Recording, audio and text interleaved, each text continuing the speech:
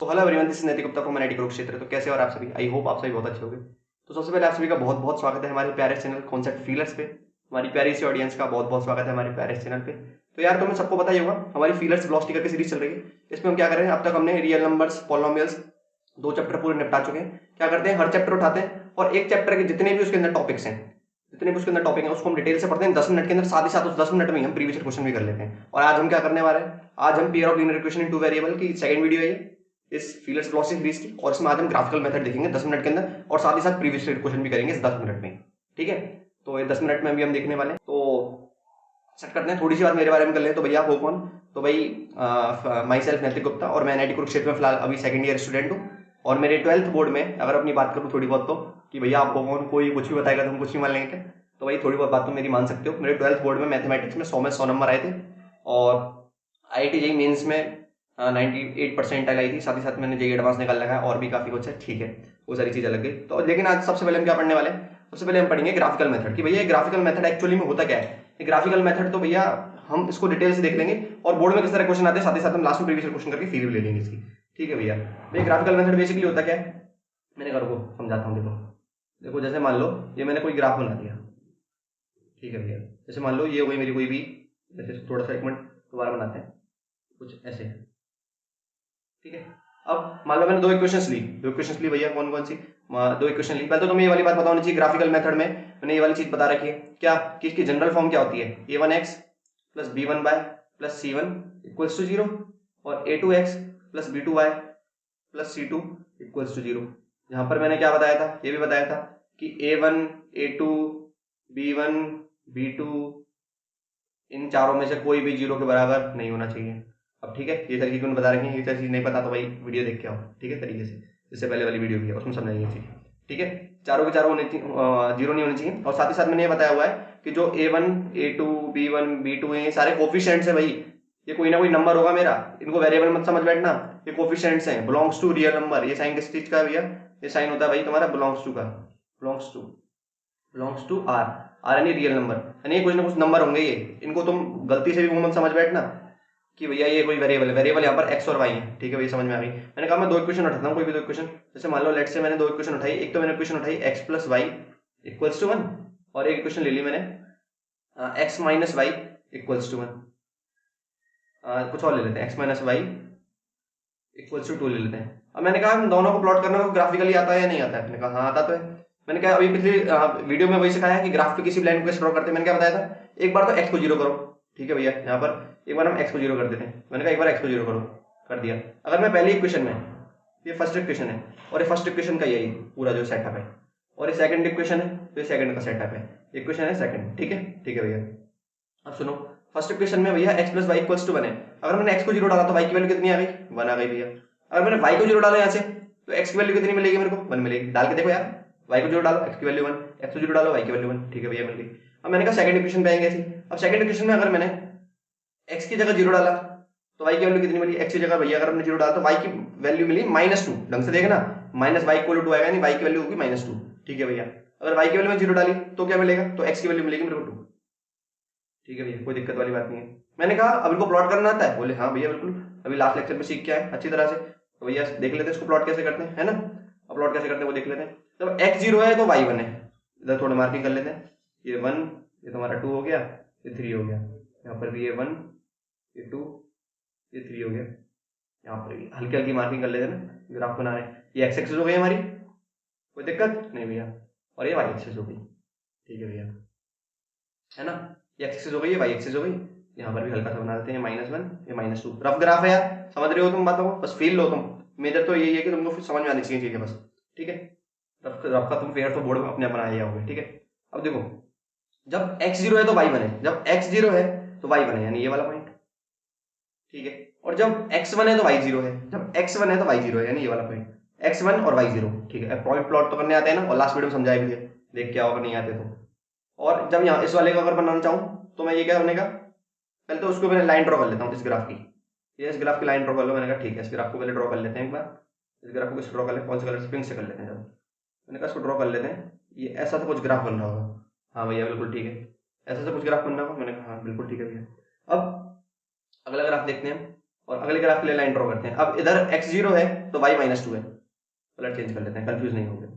Colour कर लेते हैं ब्लू, ठीक है। जब x0 है तो y -2 है, x0 तो y -2, x0 तो y -2 यानी ये वाला पॉइंट, ठीक है भैया। और जब x2 है तो y0 है, जब x2 है तो y0 यानी y0 और x2, y0 और x2, y0 और x2 यानी ये वाला पॉइंट। y0 x2 समझते हो ना, y0 और x2, y0 कहाँ पे होता है, x एक्सिस पे होता है। ये वाली चीज देखो वही नहीं आती है तो उसको सीख क्या होता है तरीके से।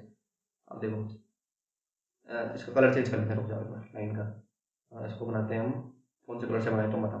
ब्लू से बना लें, इससे स्काई ब्लू से बना लेते हैं ना, इतना नोट कर लेना कुछ कुछ ऐसा, ठीक है भैया। समझ में आती है बात, क्लियर हो रही है यहाँ से कुछ कुछ चीजें। हाँ भैया समझ में तो आ रही है बात है कि ये कहीं ना कहीं तो काट रहा है। ये आपस में कैसे ग्राफ है, पहले तो मेरे को ये बता दो।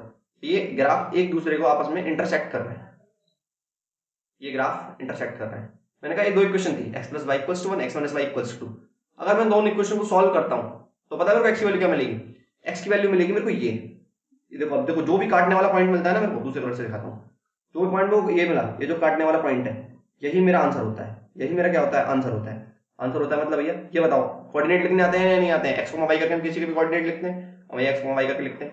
मैंने कहा x, y करके जो कोऑर्डिनेट लिखते हैं ना वही मेरे आंसर होते हैं। आंसर होते हैं भैया मतलब क्या कहना चाह रहे हो। मैंने कहा देखो यहाँ से x की वैल्यू क्या दिख रही है मेरे को, यहाँ से ये वाली वैल्यू मेरे को 1.5 दिख रही है, 1 और 2 के जस्ट बीच में आया ना। हाँ भैया यहाँ से जस्ट 1 और 2 के जस्ट बीच में 1.5 दिख रही है, और यहाँ से ये वैल्यू लगभग लगभग -1 के आसपास आएगी। अब ये थोड़ा -1 नीचे हो गया है, ये वैल्यू जो भी आएगी ग्राफ से ये -1 के आसपास आएगी, ये वैल्यू ये वाली, ठीक है। अब ये -1 नीचे बनाया है तो ऐसा लग रहा है ये -1 यही बनना चाहिए था तरीके से, ठीक है। ये वैल्यू किसके बराबर आएगी, ये वैल्यू लगभग लगभग आएगी तुम्हारी -1 के बराबर, -1 नहीं -1/2 के बराबर आएगी, इसके बराबर आएगी, -1/2 के बराबर आएगी। अरे वो तुम सॉल्व करके देखो, तुम देखो ग्राफ में बनाओगे ना वहां तुम्हें दिख जाएगा। यहाँ मैंने बताया था ना रफ बना रहा हूँ मैं, -1/2 के बराबर आएगी। तो यानी x की वैल्यू मेरे को मिल गई यहाँ से, हाँ मिल गई, और y की वैल्यू भी मेरे को मिल गई, हाँ भैया मिल गई, ठीक है। तो x की वैल्यू क्या मिली मेरे को, x की वैल्यू तो भैया आपको 1.5 मिली, 1.5 बोल लो या 3/2 बोल लो, एक ही बात है, ठीक है भैया। और y की वैल्यू क्या मिली मेरे को, -0.5 बोल लो या फिर बोल लो -1/2, एक ही बात है। यानी x और y दोनों की वैल्यू मैंने यहाँ से सॉल्व कर ली क्या, हाँ भैया कर ली। अब मैंने कहा x और y दोनों की वैल्यू मैंने सॉल्व कर ली तो बस यही मेरा आंसर हो गया। x की वैल्यू यानी ये हो गई और y की वैल्यू ये हो गई। ये वाली बात समझ में आती है, हाँ भैया आती है, कोई दिक्कत वाली बात नहीं है, ठीक है। अगली स्लाइड पे आते हैं, ये वाली बात समझ में आई। अब इससे भी ज्यादा इंपॉर्टेंट जो चीज है ना यार, जिसपे दबा दबा के क्वेश्चन है भाई, बहुत ज्यादा क्वेश्चन, पूरे चैप्टर की सबसे इंपॉर्टेंट चीज है ये टाइप्स ऑफ सॉल्यूशंस, कि किस किस तरह के सॉल्यूशन हो सकते हैं। तो मैंने कहा 3 केस बनते हैं, तुमने जिसने पढ़ा होगा उसको पता होगा, जिसने नहीं पढ़ा उसको हम बताएंगे, ठीक है। तो पहला केस जो है इसका वो होता है यूनिक सॉल्यूशन वाला, यूनिक सॉल्यूशन वाला केस, ठीक है। समझाऊंगा अभी, चिंता ना करो, ठीक है। यूनिक सॉल्यूशन का दूसरा केस होता है हमारा नो सॉल्यूशन का, जब कोई सॉल्यूशन नहीं निकले, तो ये SOLN क्या लिख रहे हो, ये सॉल्यूशन है, शॉर्ट फॉर्म में लिख रहा हूँ, ठीक है। और ये तीसरा केस होता है हमारा इनफाइनाइट सॉल्यूशन का, इनफाइनाइट सॉल्यूशन का, ठीक है भैया, इनफाइनाइट सॉल्यूशन का, ठीक है भैया, कोई दिक्कत वाली बात नहीं है ना, समझ में आती है बातें। अब मैंने कहा देखो, अब ये वाली चीज तो दिमाग में बैठा लेना, ये स्लाइड सबसे ज्यादा इंपॉर्टेंट है इस पूरे चैप्टर में, क्वेश्चन आने के चांसेस बहुत ज्यादा है। अगर ग्राफिकल मेथड से क्वेश्चन आएगा तो स्लाइड के ऊपर ही आएगा, ये में मतलब बहुत ज्यादा चांसेस हैं कि इसके ऊपर आएगा, ठीक है। ये मैं अपने एक्सपीरियंस से बोल सकता हूँ, इसके ऊपर ही आएगा अगर ग्राफिकल मेथड से क्वेश्चन आया तो ध्यान रखना चीज पे। यूनिक सॉल्यूशन मतलब लाइन आपस में एक दूसरे को काटे, जैसे कि मान लो एक लाइन मैंने बना दी ये, ठीक है भैया, है ना, एक लाइन मैंने बना दी और एक लाइन मैंने बना दो, मान लो लेट से मैंने बना दी, एक लाइन मैंने बना दी लेट से, दूसरे कलर से बनाते हैं ऑरेंज से, एक लाइन मैंने बना दी कोई भी लेट से ये, जैसे पीछे भी देखा हमने, पीछे भी काट रही थी। अब ये जो पॉइंट है ना यार, ये जो पॉइंट है कौन सा वाला पॉइंट भैया, ये जो पॉइंट है ये वाला पॉइंट है जो राइट से रहना, ये वाला जो पॉइंट है, ठीक है। यही अभी हमने पीछे देखा था कि x, y का आंसर देता है, और है ना, और इसी को हम क्या कहते हैं, यूनिक सॉल्यूशन बोलते हैं। यूनिक सॉल्यूशन का मतलब होता है यार कोई हमको पर्टिकुलर सॉल्यूशन मिल जाए, वहां पे x और y की कोई पर्टिकुलर वैल्यू मिल गई थी ना, उसी को यूनिक सॉल्यूशन बोलते हैं। तो x, y ये हमारा क्या होता है, यूनिक सॉल्यूशन होता है। यानी इंटरसेक्टिंग लाइंस के केस में, यानी मैं क्या कह सकता हूं, इंटरसेक्टिंग लाइंस के केस में मेरे को यूनिक सॉल्यूशन मिलता है। देखो भाई दिमाग में सेट करते चलना बातों को, ये जो टेबल बना रहा हूँ सबसे इंपॉर्टेंट है यहाँ पे, ठीक है भैया। फिर दो ग्राफ बनाते हैं। मैंने कहा अब अगर नो सॉल्यूशन है, नो सॉल्यूशन मतलब ये रहा पहला ग्राफ, दूसरा ग्राफ और बनाते हैं, कलर करते हैं चेंज, लाते हैं, और दूसरा ग्राफ जस्ट इसके बिल्कुल एकदम पैरेलल जाएगा। ये अगर मेरे को पैरेलल लाइन मिलती है ना कभी भी, पैरेलल लाइन, तो भाई पैरेलल लाइंस में हमेशा क्या होता है, नो सॉल्यूशन, यानी कोई सॉल्यूशन ही नहीं मिलेगा। यानी अगर मेरे को कभी पैरेलल लाइंस मिलती हैं तो बिना किसी लोड के मैं बोल सकता हूँ कि इसके कोई सॉल्यूशन ही नहीं मिलेगा। क्यों सॉल्यूशन क्यों नहीं मिलेगा, कभी भी आपस में काट ही नहीं रहे तो सॉल्यूशन कहाँ से मिलेगा, सिंपल सी बात।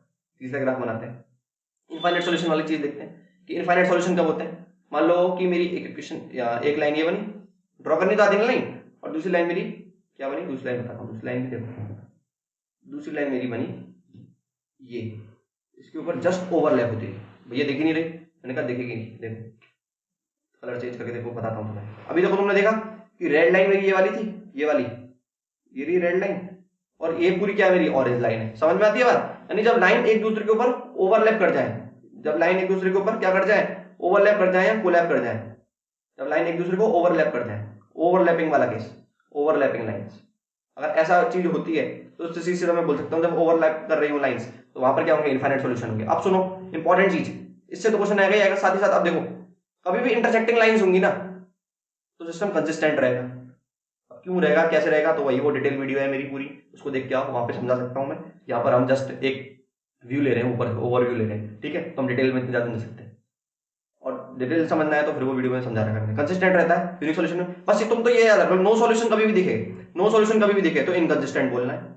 नो सॉल्यूशन कभी भी दिखे, बोल रहा हूँ बहुत इंपॉर्टेंट चीज है, नो सॉल्यूशन कभी भी दिखे तो इनकंसिस्टेंट बोलना है। बोर्ड ने बहुत बार क्वेश्चन पूछा इस चीज पे, और नहीं तो हर बार कंसिस्टेंट है। देखो यूनिक सॉल्यूशन में भी कंसिस्टेंट था और इनफाइनाइट सॉल्यूशन में भी कंसिस्टेंट है, कोई दिक्कत वाली बात तो नहीं है भैया, समझ में आ रही है बात, एकदम क्लियर हो रही है।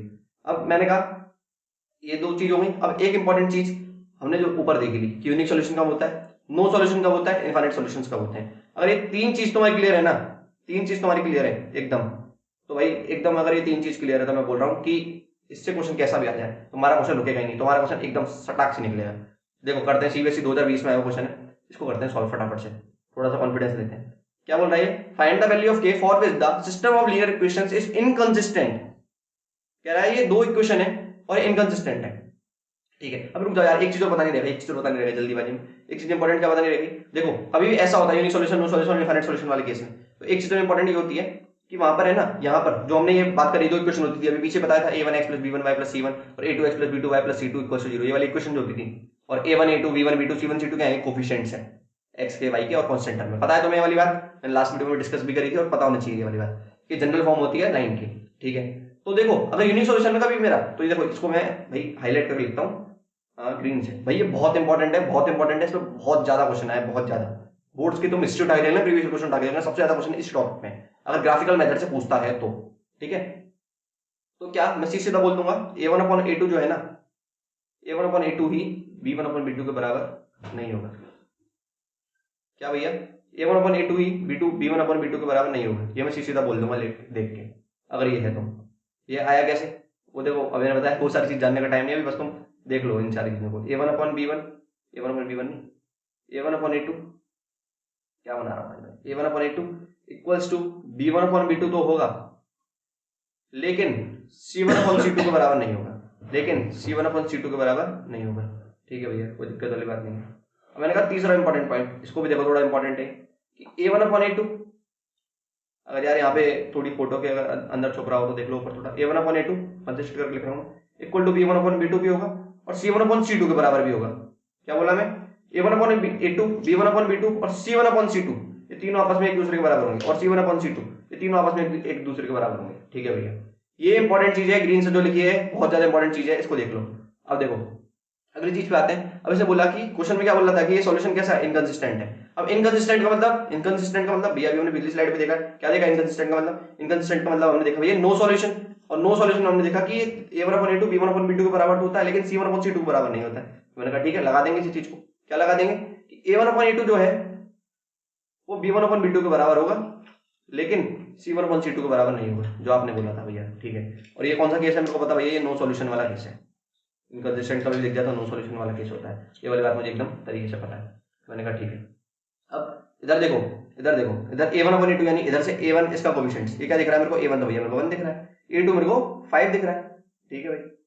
भैया b1 तो मेरे को 2 दिख रहा है, ठीक है, और भैया b2 मेरे को k दिख रहा है। मैंने कहा ठीक है एकदम ये भी बात तुम्हारी। भैया c1 मेरे को 3 दिख रहा है, c1 मेरे को 3 दिख रहा है, यही तो गड़बड़ करोगे तुम। मैंने कहा यही तो गड़बड़ करोगे, c1 = 3 नहीं है भाई, इसे इस फॉर्म में लाना है पहले हर इक्वेशन को, a1x, बता रहा हूँ ना, यही गड़बड़ करते हैं बच्चे मैक्सिमम। पहले इस फॉर्म में लाना है a1x plus b1 y plus c1 equals to 0, यानी कि इक्वल टू में 0 होना चाहिए। इक्वल टू में यहाँ पे 0 है क्या? नहीं है।